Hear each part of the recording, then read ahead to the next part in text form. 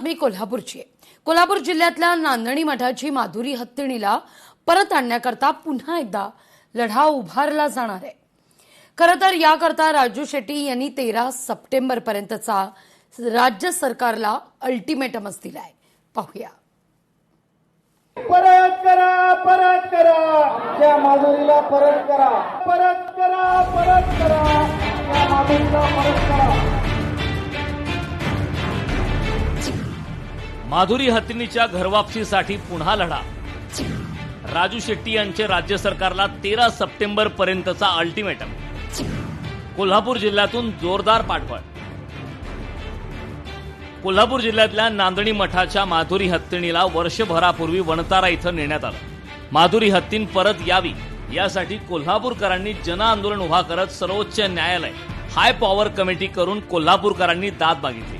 अखेर high power कमिटीने दिलेल्या सूचनेनुसार माधुरीसाठी नांदणी इथं वणताराचं अत्याधुनिक केंद्र उभारण्यात आलं। या केंद्राची पाहणी करण्यासाठी त्रिसदस्य समिती वेळकाढूपणा करत असल्याची चर्चा आहे।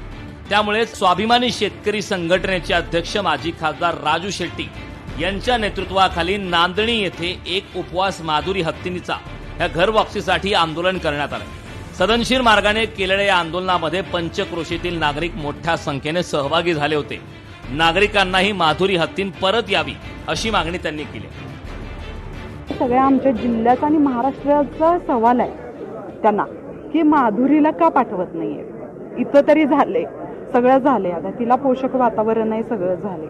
आमचं तरी हेच म्हणणं आहे आणि लवकरात लवकर जेवढं लवकर होईल तेवढं त्यांनी आमच्या माधुरीला पाठवावं अशी माझी त्यांच्याकडे नम्र विनंती आहे। आम्ही त्याला हातात धरून अंघोळ घातलेला आहे, सगळं आम्ही केलेलं आहे।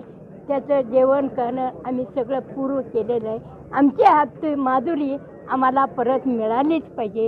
ही माझी लेक माहेर, तिचं माहेर गेले, सासरी गेल्या, आम्हाला सैन पडत नाही।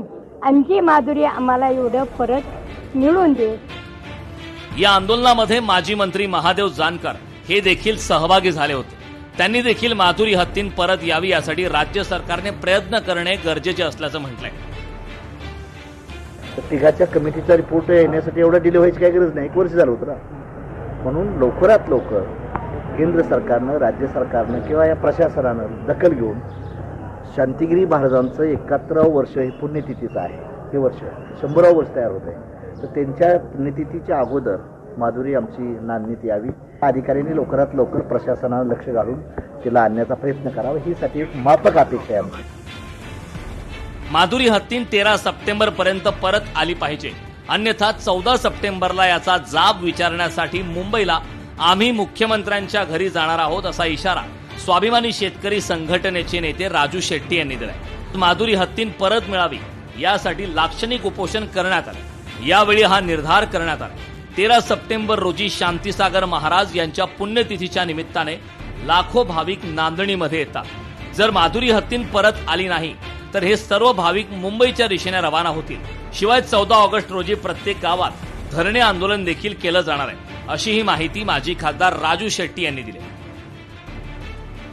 40 वर्ष माधुरी इथं राहिली आणि एवढ्या मोठ्या कार्यक्रमामध्ये ती नसेल तर आम्हाला ते सहन होणार नाही। तेव्हा जो काही निर्णय घ्यायचा आहे तो घेऊन 13 सप्टेंबरच्या आत माधुरीला इथं पोच करावं, अन्यथा 13 सप्टेंबरला जमलेले जे भाविक आहेत त्यांच्याबरोबर विचारविनिमय करून आम्ही याचा जाब विचारण्यासाठी, मुख्यमंत्र्यांना जाब विचारण्यासाठी म्हणून आम्ही मुंबईला जाऊ। 14 ऑगस्टला आम्ही प्रत्येक गावामध्ये गाव चावडीवर 1 दिवसाचं धरणं आंदोलन करणार आहोत। माधुरी हत्तीण 40 वर्षांपासून नांदणी मठात होती। ती गावाची शान मानली जात होती। माधुरी ही गावकऱ्यांच्या आणि जैन समाजाच्या हृदयात स्थान मिळून होती। ती केवळ एक प्राणी नव्हती तर नांदणी मठाची स्नेही, धार्मिक प्रतीक आणि गावाच्या सांस्कृतिक वारशाचा अविभाज्य भाग होती। माधुरीला परत आणण्यासाठी कोल्हापूरकरांनी यापूर्वीही मोठं जनआंदोलन उभं केलं। त्याची दखल राज्य सरकार आणि केंद्र सरकार यांना घ्यावी लागली। आता माधुरीला परत आणण्यासाठी पुन्हा एकदा एल्गार पुकारल्यामुळे राज्य सरकार कोणती भूमिका घेतं हे पाहणं महत्त्वाचं ठरणार आहे। सतेज औंधकर, लोकशाही मराठी, कोल्हापूर।